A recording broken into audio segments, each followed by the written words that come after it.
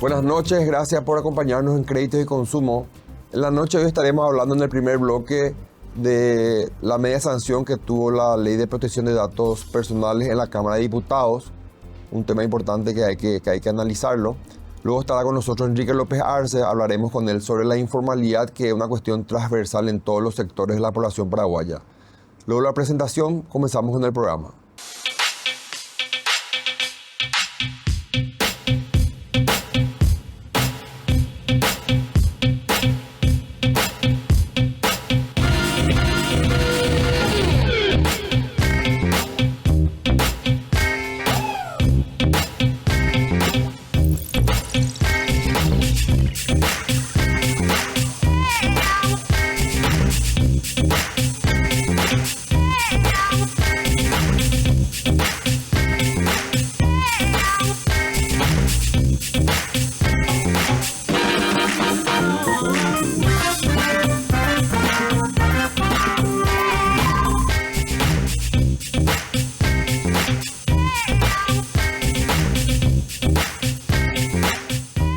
Como lo decía en la presentación del programa, en este primer bloque vamos a estar hablando de un proyecto de ley que fue sancionado, tiene media sanción en la Cámara de Diputados, que es la Ley General de Protección de Datos Personales.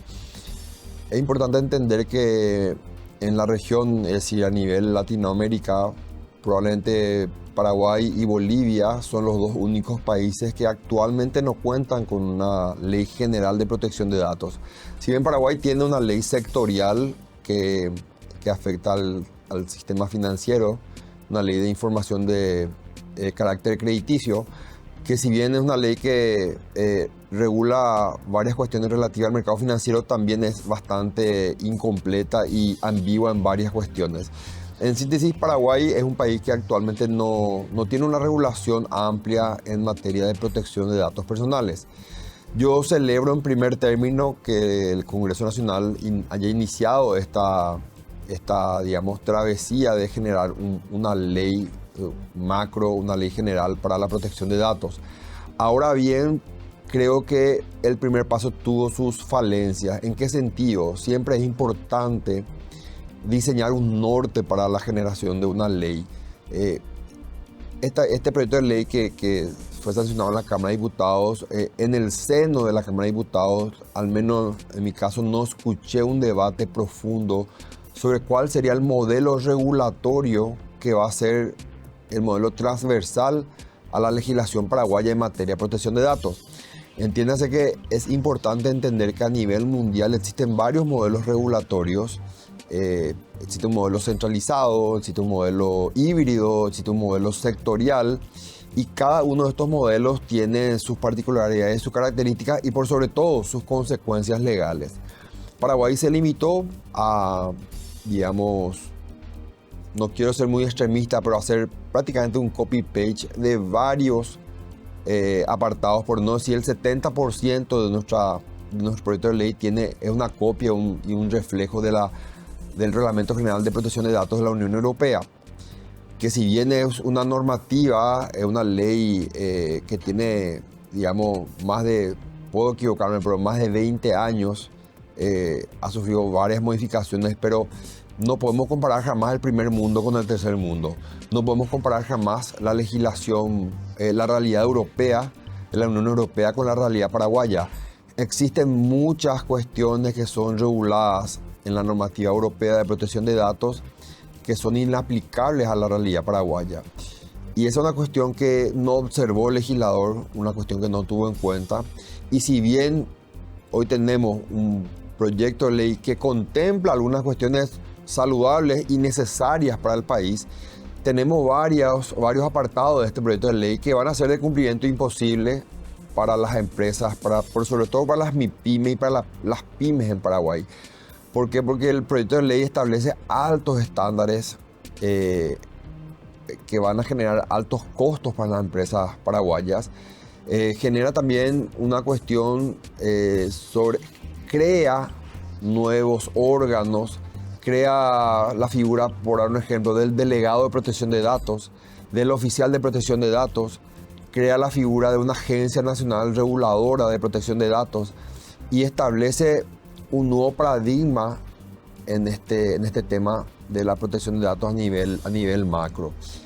No digo que no sea el camino, yo creo que a la larga tenemos que llegar a tener un marco regulatorio amplio que regule esta materia, pero tenemos que ir de menos a más. No podemos iniciar con una legislación ampliamente restrictiva, coercitiva, que establece sanciones. Hay sanciones de más de 1.000 millones de guaraníes. Una sanción por infringir la ley de protección de datos de 1.000 millones de guaraníes a una MIPYME que factura al mes 20, 30 millones de guaraníes, prácticamente va a implicar el cierre de esta empresa. Entonces, ¿cómo evangelizamos una ley que no se adecua a la realidad paraguaya? Complejo. Es un tema complejo que no tuvo en cuenta el legislador. Repito, creo que es el camino, pero no tuvieron en cuenta varias situaciones. Una de ellas también la cuestión relativa a la captación de inversión extranjera. Recordemos que Paraguay está abocado, este gobierno está abocado, lo dijo del primer día el presidente Santiago Peña, que está abocado a captar la mayor cantidad de inversión extranjera para nuestro país. Ahora, hay muchos ojos de inversores extranjeros que están buscando invertir en Paraguay en modelos de negocio como las fintech, las procesadoras de pago electrónico, modelos relacionados con la inteligencia artificial, con la innovación tecnológica. No solo inversiones extranjeras, sino también nacionales que están invirtiendo mucho en este tema. Y recordemos que una ley de protección de datos altamente restrictiva podría ahuyentar aquella inversión relacionada con capital extranjero y específicamente aquella relacionada con innovación tecnológica que busca un poco más de libertad en el mercado al momento de desarrollar su tecnología y su modelo de negocios. Son cuestiones que se tuvieron que tener en cuenta porque puede darse el caso que Paraguay comienza a ser, que de por sí se da, comienza a ser un país muy atractivo para los inversionistas, pero cuando aquel inversionista americano, cuando aquel inversionista brasilero, donde en su país tiene una ley general de protección de datos distinta a la paraguaya, observe que en nuestro país tenemos una regulación muy restrictiva, es probable que comiencen a analizar 2 o 3 veces antes de realizar una inversión importante en nuestro país. Eso implicaría perder la oportunidad de ser atractivos para ese tipo de inversores. Son cuestiones que a mi criterio no fueron tenidas en cuenta. Ahora el proyecto está en la Cámara de Senadores. Espero que los senadores tengan en cuenta estas cuestiones, llamen a una mesa técnica de trabajo donde involucren no solo a la autoridad del sector público, sino también al sector privado, que involucren a los buros de crédito, que involucren a las empresas que desarrollan software, que involucren al Banco Central del Paraguay y a todas las partes que se verían afectadas ante una situación de tener una ley inaplicable para nuestra realidad paraguaya. Creo yo que el tino va a primar en la Cámara de Senadores, espero que así sea, porque de lo contrario estaremos nuevamente, como es típico en nuestro país, promulgando una ley que es prácticamente de aplicación imposible y que va a generar, en lugar de soluciones, complejidades y complicaciones para aquella clase media baja, para aquel emprendedor, para aquella MIPYME que está comenzando a buscar tener una autoridad en el mercado y se encuentra con una ley que por ahí le genera una sanción de 1.000 millones de guaraníes y eso implica que tenga que cerrar la empresa que aún está en sus primeros pasos. Quería hacer una reflexión sobre este tema. Me parece muy importante también tener en cuenta que aplicar una ley general de protección de datos tan compleja como la que fue aprobada como medida de sanción en diputados implica aplicarla en una población donde la informalidad no sea un flagelo, situación que no se da en Paraguay. En Paraguay tenemos una informalidad en todas las industrias, en todos los sectores que supera el 60%. Entonces vamos a tener una ley que va a ser prácticamente de aplicación imposible para ese sector informal. Y esa es una cuestión que tenemos que evitarla. Hablando de informalidad, en este próximo bloque estaremos hablando con Enrique López Arce, un conocedor de el mundo del empleo, las necesidades del trabajo. Estaremos hablando sobre cuestiones de la informalidad y cómo incide la informalidad de forma transversal en la vida de las personas. Vamos al corte y en el segundo bloque estamos con Enrique López Arce.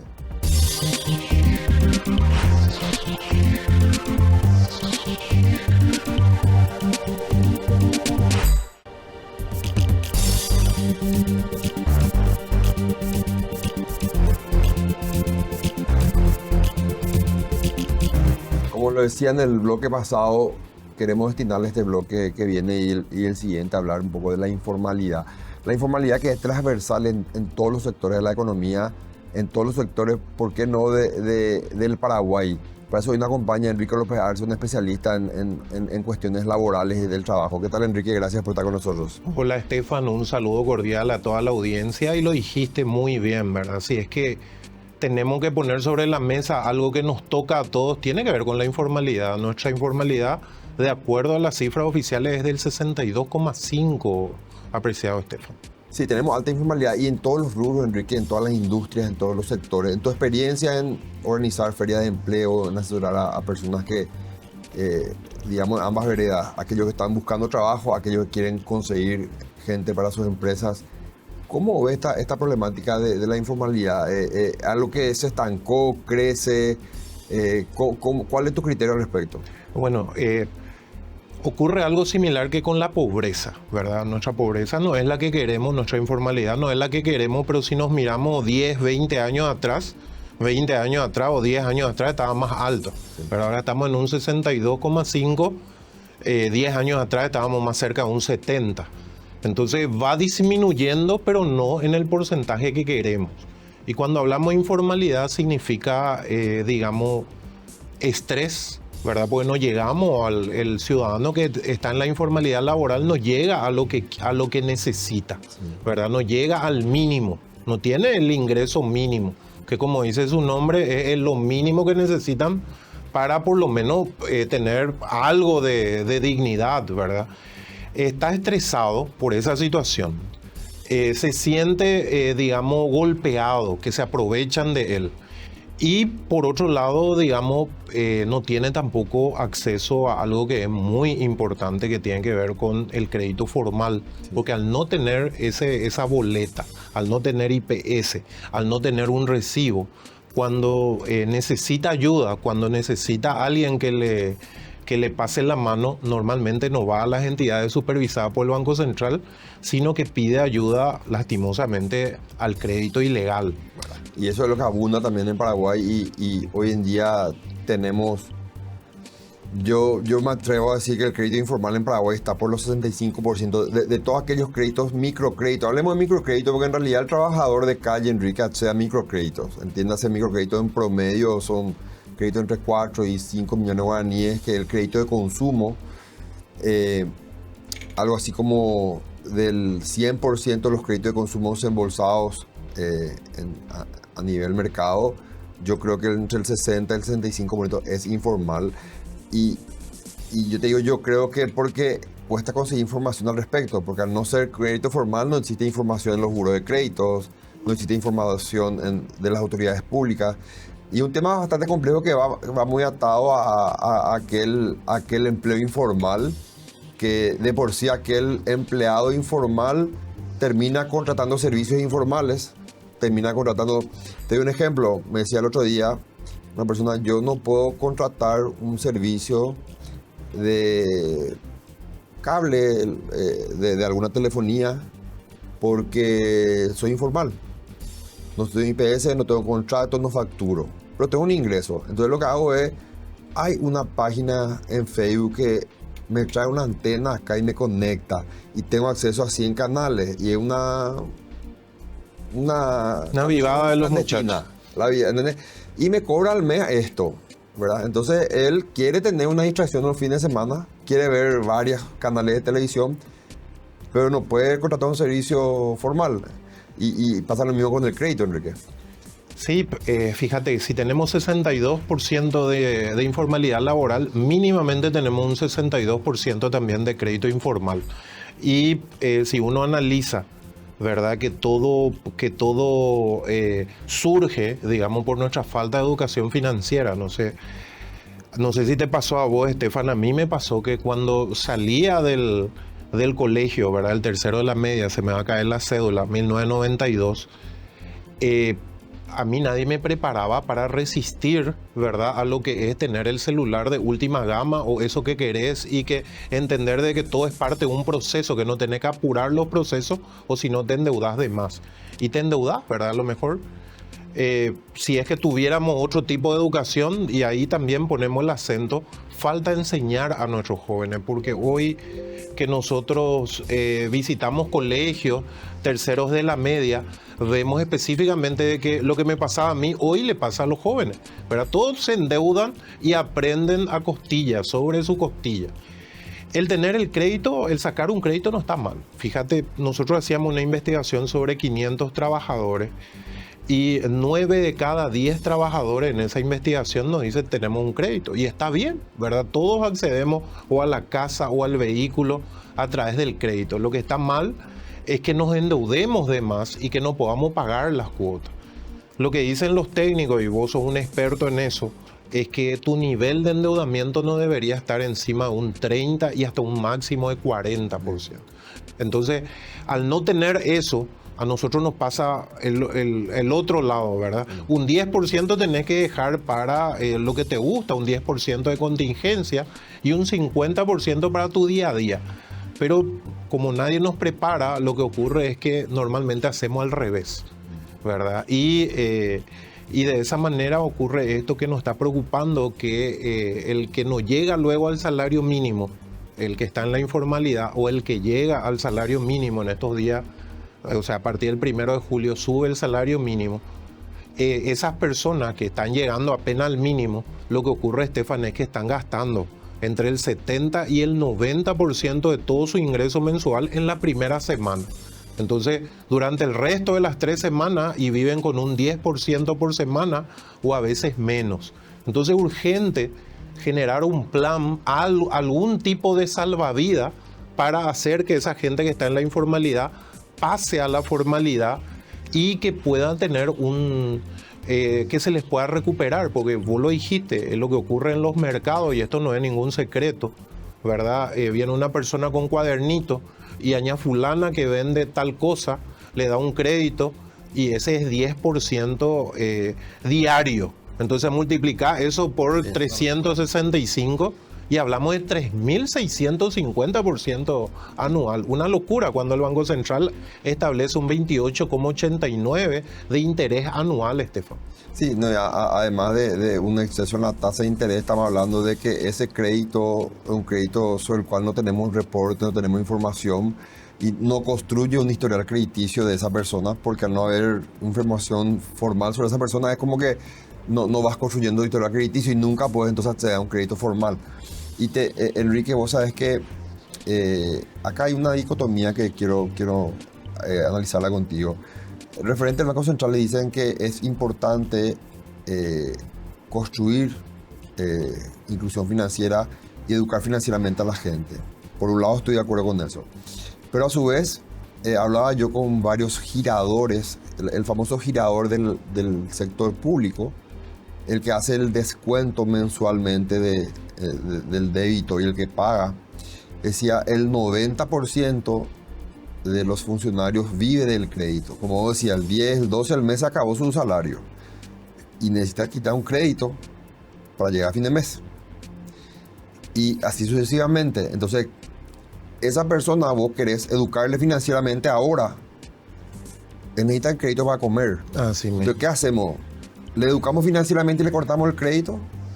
¿O le damos créditos formales y vamos viendo cómo le educamos a poco? O sea, porque tampoco puede cortar crédito de una, porque si no, hay mucha gente que va a dejar de subsistir dignamente, Enrique. Sí, tenés que reparar el avión en vuelo. No podés aterrizar el avión, sí, porque ya es tarde. Es un tema sistémico. Exactamente, pero tenés que empezar ya con los nuevos aviones, con los chicos que hoy están en la primaria. Tenemos que empezar a darle educación para que no ocurra lo que está ocurriendo con sus padres, ¿verdad?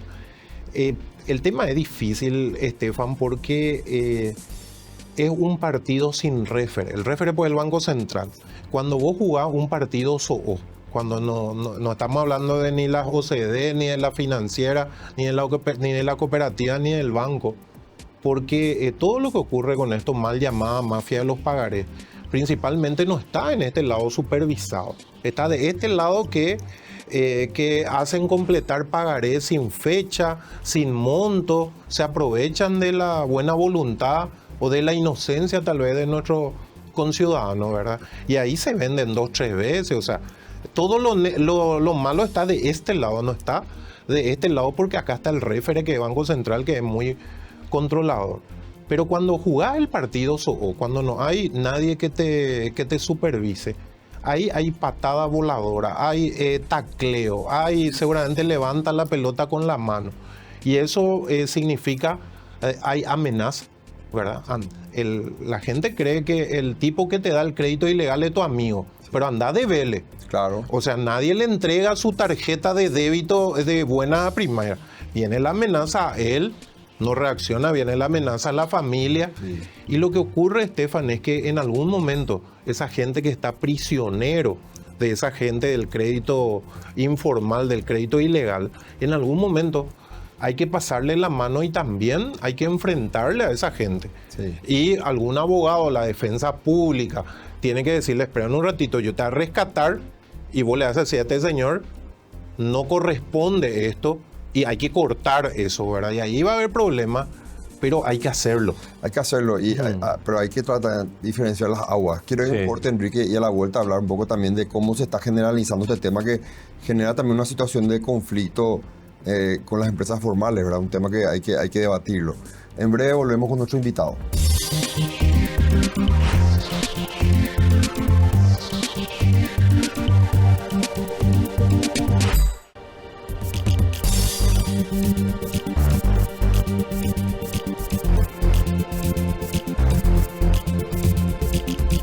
Segundo bloque de créditos y consumo, seguimos con Enrique López Arce. Te decía, Enrique, en el bloque pasado que hay una preocupación también de aquellas empresas formales, porque es como que se está generalizando a todos y metiendo en la misma bolsa con respecto al crédito formal. Ahí hay una preocupación del gremio Crecer, por ejemplo, que me manifestaba el presidente en estos días. Tenemos que hacer entender a la gente que existimos aquellas empresas que tributamos al fisco, damos mano de obra, somos transparentes, en comparación con aquellas clandestinas que dan crédito informal. Y vos sabés que eso que vos decís, mira, lastimosamente llega al ciudadano de forma diferente, Estefan. Yo estoy muy consciente y creo que la competencia es desleal, ¿verdad? Porque los gremios formales pagan impuestos, como vos decís, son supervisadas, dan el empleo digno, y del otro lado no hay nada. Pero el ciudadano de a pie, el que se va ahí, cree que el gremio formal es el malo. Sí. Y el otro es su capezo amigo, como vos decís. Entonces tenemos que romper ese paradigma. ¿Y cómo rompemos?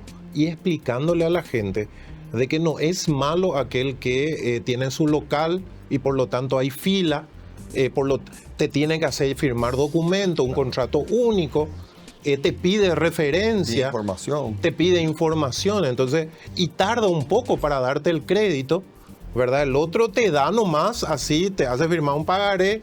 Ahora ya está peor el tema, Estefan, porque me decía gente que después de una feria de empleo de limpieza, ya nos están viniendo los pescadores y otros sectores y nos dicen, señor, ahora antes ya nos daban el crédito, nosotros podíamos trabajar en lo que con un pagaré, ahora nos piden ya o propiedad o nos piden vehículo. Y nosotros no tenemos ni propiedad ni vehículo. Y eso a consecuencia de satanizar el instrumento del pagaré. Y eso a consecuencia de satanizar. Entonces, ¿qué es lo que ocurre para el ciudadano normal? Y fíjate que yo, este caso de Fernanda, que es muy triste y fue muy comentado, estaba leyendo en uno de los mensajes, imagínate, es menor de edad, y ella ya decía, necesito plata, me voy a ir al prestamista, ¿verdad? Entonces parece que está metido y tenemos que ponerlo sobre la mesa, porque en realidad no es tu amigo ese que te da. Lo primero que tenés, normalmente el paraguayo no pregunta la tasa de interés, sino pregunta la cuota. Eso está mal, ¿verdad? Tenemos que preguntar el interés. Entonces cuando preguntas el interés, ahí descubrí que no es tanto tu amigo, sino que se está aprovechando de tu necesidad.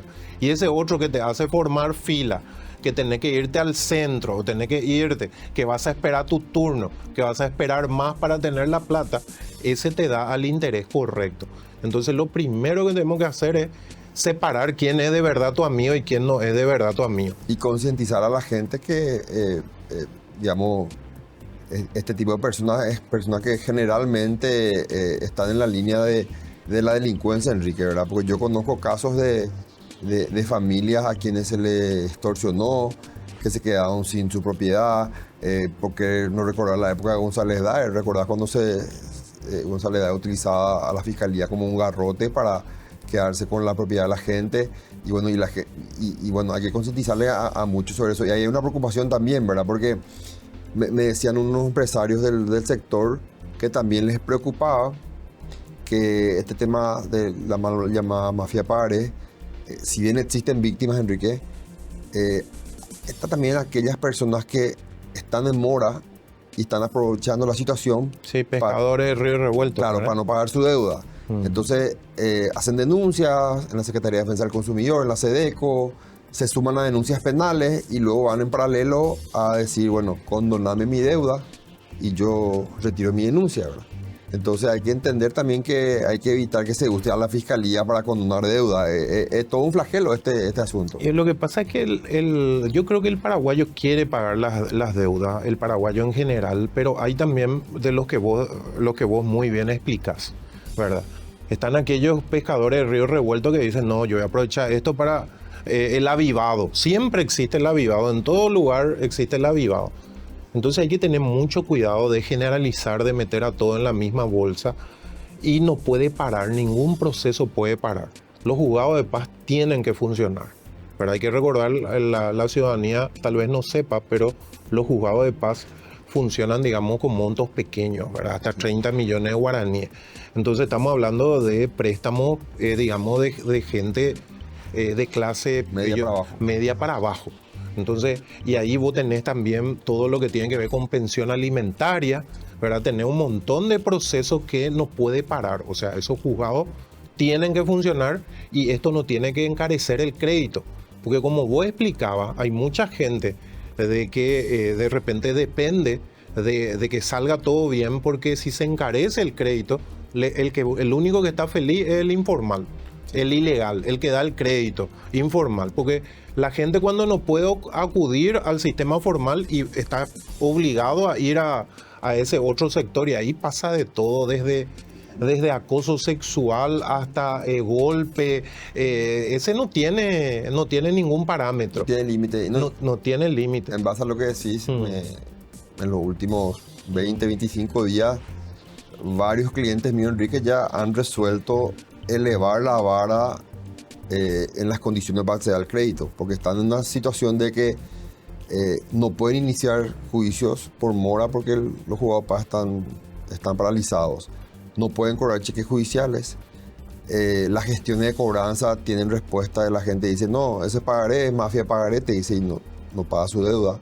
Entonces eso implica que está creciendo la morosidad, eso va a implicar menor acceso al crédito, y ahí otra vez donde vaya esa persona va a ir al usurero clandestino a buscar ese crédito que tanto necesita, ¿verdad? Y hay otra parte que a mí me preocupa bastante también, que es el derecho al trabajo, sí, ¿verdad? Vos sos abogado, imagínate que te contrate alguien para hacer una gestión, y por hacer esa gestión te meten dentro de un proceso judicial, de una causa penal, tenés prohibición de salir del país, tenés el banco, estás imputado, el banco te llama y te dice, no, usted está imputado, señor, nosotros no queremos tener ningún problema, le vamos a cancelar todas sus cuentas, no podés sacar crédito. O sea, imagínate, te contrataron, espera un poco, la responsabilidad es individual. Sí. Eso yo le conocí hace poco a una doctora que me explicó, y yo veía su caso, la doctora Martinezzi. Claro, la responsabilidad penal es individual. Y claro, entonces ella dice, espera un poco, a mí me contrató una fábrica, fíjate, una fábrica que produce motocicletas. Una persona lleva la motocicleta y no paga, me contrata la fábrica para reclamar la motocicleta. La fábrica ya le reclamó 500 veces al tipo y le dijo, mira, va a ir a la parte judicial. La doctora, ¿qué es lo que hace? Y presiona para que se apuren los procesos, que es una buena gestión. Y por eso la fiscal le imputa.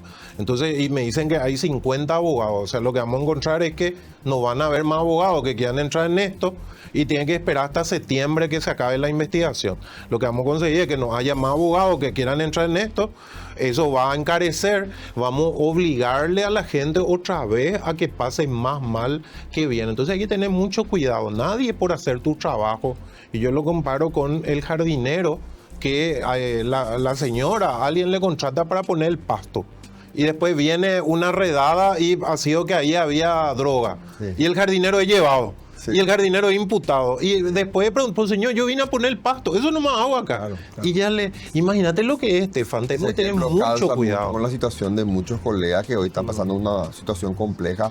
Porque no solo tienen problemas en el sistema financiero con sus cuentas bancarias, sino también ya es complicado porque otras empresas de otros rubros, ya no el crediticio, ya lo miran con reojo para contratarle para otro tipo de servicios. Entonces te perjudica no solo en el presente, sino a futuro, te afecta tu perfil profesional.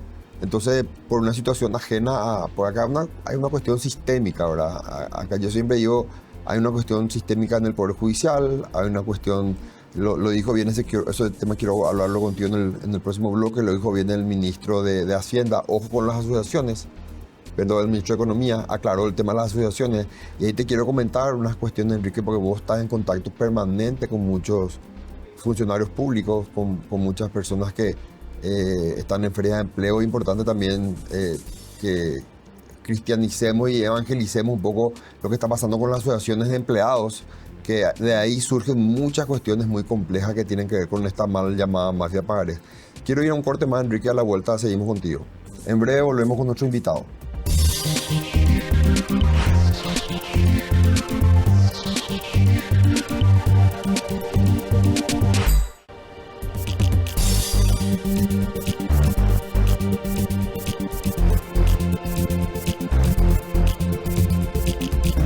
Llegamos al último bloque del programa, seguimos con Enrique López Arce. Enrique, tiene varias aristas esta situación, pero quiero rememorar contigo lo que afirmó la semana pasada el ministro de Economía, que debería ponerse ojo y enfoque en lo que está aconteciendo en las asociaciones, donde son aquellas asociaciones que realizan los descuentos voluntarios de los haberes de los funcionarios públicos. Bueno, al margen de eso, me toca a mí conocer casos, situaciones, Enrique, donde, como vos sabrás, la operativa es la siguiente: la asociación se encarga de hacer los descuentos de las cuotas de préstamo y deben de transferir estas cuotas de préstamo a las empresas de créditos que otorgaron estas operaciones de crédito. Y nos encontramos en que en varios casos la asociación, los directivos de la asociación, se quedaron con estas cuotas y no transfirieron la plata a la empresa de crédito. Obviamente, luego de una morosidad de 8 meses, 10 meses, un año, la empresa de crédito inicia un juicio y viene un embargo judicial. Y ahí salta la persona que es una víctima y dice, pero si a mí ya me descontaron todas mis cuotas, la asociación me descontó todas las cuotas y ahora me entra un embargo por esta deuda. Y ahí es donde se habla del doble cobro. Y me dice el dueño de una empresa, yo qué tengo que ver con que el directivo de la asociación se quedó con la plata. Entonces hay una cuestión ya de corrupción, de un hecho punible configurado. Este tema tiene raíces muy profundas, Enrique. Tiene raíces muy profundas y lo que hay que entender también es que el pagaré tiene vida propia, Estefan, como vos sabes, sí, ¿verdad? O sea, la gente está mal acostumbrada, no quiere ir a buscar el pagaré y dice, no, yo con mi recibo ya demuestro que pagué, ¿verdad? Entonces, lo que ocurre normalmente es, se tiene el recibo y el problema es que muchas veces al no ponerle fecha en el pagaré, luego vuelve a aparecer ese pagaré después de 5 o 10 años, ¿verdad? Y vos ya, ¿qué hiciste con tu recibo? Pero independientemente de que tengas tu recibo, si alguien vende ese pagaré o alguien transfiere ese pagaré, y bueno, te va a reclamar otra vez y vos tenés que demostrar a través de abogados. O sea, el tema de la asociación es un tema muy delicado y evidentemente si lo está diciendo el ministro de Economía, yo creo que hay que hacerle mucho caso, ¿verdad?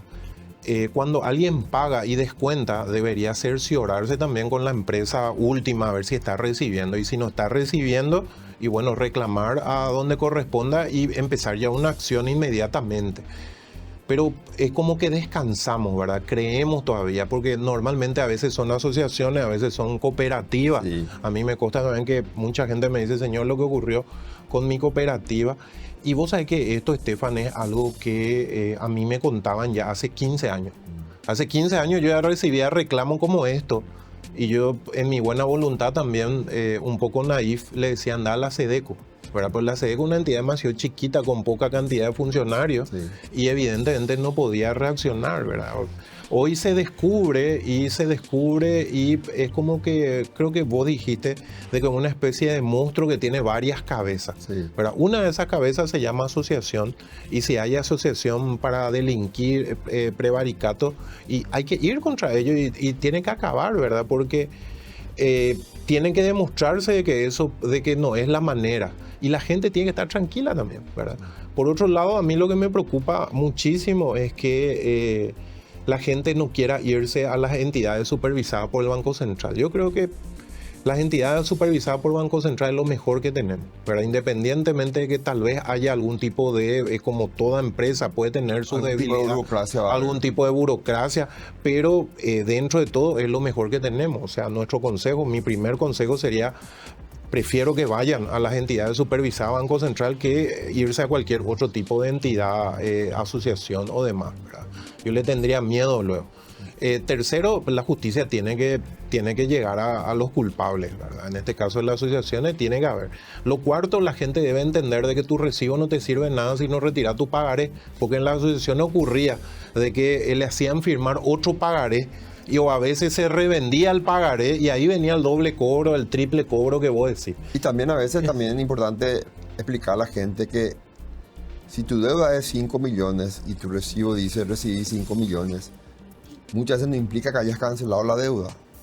Porque si vos pagaste luego 8 meses o luego 10 meses, ese monto que pagaste no se imputa a tu deuda completamente. Se imputa a los gastos, a los intereses y luego al capital. Y ahí es donde queda un saldito de 200, 300 mil guaraníes que vos, si yo ya pagué, si prestas tu recibo, pero resulta que en realidad no cancelaste la obligación con intereses y con gastos, ¿verdad? Y ahí eso va creciendo nuevamente, ¿verdad? Y ahí, es una cuestión de educación financiera, ¿verdad? Es una cuestión de educación financiera y que alguien le asesore a esa persona y le explique bien. Y a veces, digamos, esa persona ya está tan golpeada o siente que tanto se le manoseó que ya no cree. Sí. Entonces ya no voy a pagar y hacer nomás lo que querés y demandame. Y a veces es mejor mente fría, ¿verdad? Cuando nos ponemos nerviosos, ahí ya no funciona nada. Entonces es mejor mente fría, ver un poco qué corresponde. Si tenés duda o tenés la defensa pública, tenés SEDECO, que dentro de todo hace el mayor esfuerzo. Entidad pequeña, pero ya saturada y yo digo superada, pero hay buena voluntad en SEDECO. Y tenés que tener, sí o sí, va a tener algún pariente, alguien que sea abogado y que te pueda asesorar correctamente, ¿verdad? Pero lo que ocurre es cierto lo que vos decís. O sea, tu deuda, si no pagas en un año, y eso con los intereses puede llegar hasta un 40%. O sea, en 2 años que no pague y mi deuda creció al doble. Y si no pagas hace 3 años, va a crecer nomás luego el doble porque no pagas hace 3 años. Entonces hay que entender bien qué es lo que dice la ley, ¿verdad? ¿Qué es, acordate, tu 28,89 de interés normal, después tenés el interés moratorio. Entonces, eso tenés que... En el interés punitorio también la gente tiene que entender que el Banco Central permite el cobro de gastos y penalidades legales. Es decir, entonces uno va de repente, me decía una persona, doctor, pero ¿cuánto tiempo debes? Le dije, y yo no pagué 18 meses mi cuota.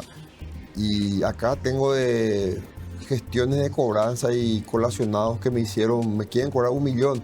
Y dije, pues, en casi 2 años, y es probable que vos gastes 2 millones en gestiones de cobranza, porque vos contratás una empresa, vos llamadas telefónicas, pagas telegrama colacionado. Entonces la gente no entiende y dice, me están estafando, pero en realidad son gastos que en realidad si caíste en mora, te cobran y te trasladan ese costo, ¿verdad? Y ahí tenés estas entidades que decíamos y te van a explicar de que es lo que corresponde, ¿verdad? Yo creo que ante la duda tienen que acudir. Sí, explicarle a la gente que esta es una situación difícil, que no tenemos que satanizar el pagaré, porque el pagaré se usa en el mundo entero, ¿verdad? Y si no existiera el pagaré, estaríamos peores, ¿verdad? O sea, no tenemos que generar más gastos al crédito, por el contrario, el crédito tendría que ser con menos burocracia y yo creo que ahí urge un plan para rescatar a esa gente que de alguna manera está sobreendeudada. ¿Qué opina Enrique de esta ley del pagaré que presentó la Corte Suprema de Justicia que tuvo media sanción en senadores? Te doy primero mi opinión, a mi criterio, algo va a contribuir a mejorar la situación, pero no es la solución definitiva. Y luego escuchar tu opinión, te voy a dejar 2, 3 situaciones que a lo mejor vamos a tener que darle un programa entero para ver cómo se solucionan con este proyecto de ley, ¿verdad? Bueno, para mí, digamos, desde el momento que le ponemos una marca, pues lo que ocurría es que ese pagaré se sacaba de las carpetas, entonces es una mejora, ¿verdad? El ponerle el sello cuando no hay un documento electrónico, ¿verdad? Y ya en proceso judicial o algo así va a decir su sello, eso yo creo que ya es una mejora. Pero no veo de que se toque lo de fondo, ¿verdad? Hay un experto que se llama Ishikawa que dice, vos tenés que, ante todo problema, andate a la causa raíz. Pues si vos te quedás con, digamos, las causas nomás, la famosa espina de pescado, tenés que irte a la cabeza del pescado y no te quedes con la espina.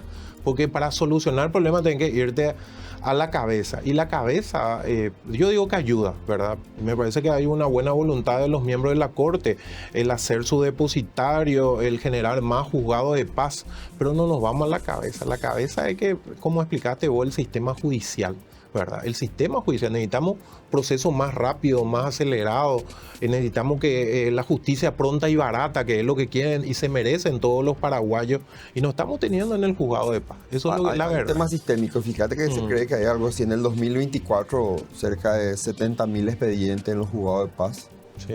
70.000 expedientes, Enrique, implican 70.000 carátulas. O sea, la carátula de un expediente implica 140.000 corchetes, sí, tóner, tinta, hoja. Todos esos insumos no son cubiertos actualmente por el Poder Judicial. Entonces, aquellos profesionales que ejercen la profesión son los que van, digamos, subvencionando, poniendo la carátula, poniendo los corchetes. Ahora le vamos a sumar a cada juzgado de paz la obligación de custodiar y almacenar títulos de créditos originales. Entonces, yo supongo que la reglamentación de esta ley va a prever qué pasa si yo le demando a una persona, llega el día de la audiencia donde hay que reconocer la firma y desapareció el pagaré del juzgado. La falta. ¿Qué hacemos? Me van a decir, sí, vas a denunciar al juez, a la actuaria, se le instruye un sumario en la superintendencia de la corte, ok. Pero yo, acreedor, ¿qué pasa con mi juicio? Y vuelve a empezar. Mi juicio para, sí, porque el instrumento original desapareció. Así mismo. El poder de la justicia. Y tengo que esperar a que termine el sumario, pero ok, tengo que iniciar un juicio ordinario para hacer reconocer la deuda. Entonces, ese es un problema. ¿Qué pasa gigante con acuérdate que los juzgados van a tener en su poder mucha información y ahí se van a generar la compra de información para generar base de datos clandestina y luego vender. Porque si yo me voy y recompilo todos los juzgados, todos los pagarés originales y tengo una base de datos y esa base de datos comienzo a vender en el mercado clandestino, estoy generando una base de datos clandestina, ilegal e informal. Bueno, ¿cómo controlamos eso? O sea, hay varias cuestiones, Enrique, que obviamente yo espero que la regulación esta de la ley lo prevea. Yo considero sí hubo una buena voluntad, pero no es la solución definitiva de fondo, obviamente. Y vos sabés que yo también creo lo mismo, ¿eh? Hay buena voluntad de los miembros de la Corte, pero no nos vamos al principal problema, que vos lo dijiste, hay pero miles de demandas y si no tenemos una manera de trabajo, un sistema garantizado, no podemos. Yo creo que parte de todo lo importante es pasar a lo electrónico sin que se genere, digamos, costos adicionales, que es lo que vos muy bien explicás, ¿verdad? Yo creo que hay que trabajar más en profundidad esto, pero había que hacer algo también. Hay camino por recorrer. Hay mucho camino por recorrer y de momento decirle a la gente, vayan por favor a las entidades supervisadas, vayan a crecer, vayan a cooperativas, vayan a bancos, sí, vayan, retiren su pagaré, por favor, señora, señor, retire su pagaré. Y el usurero no, esto es mío, señora. Cuando cuando dejas de pagar, no quiero saber la situación a la que te expones, ¿verdad? Así que por favor, no vayas a eso y bueno, también enseñemos de que hay proceso, hay tiempo. Sí. No nos vamos a morir por tener esa zapatilla deportiva que queremos, ese último celular. Hay que aprender a resistir las tentaciones. Y eso forma parte de la educación financiera. Eso es parte de la educación. Gracias, Enrique, por tu participación. Siempre es interesante charlar contigo. Muchísimas gracias. Yo soy el que está agradecido y bueno, a las órdenes siempre. Esta fue la entrevista con Enrique López Arce.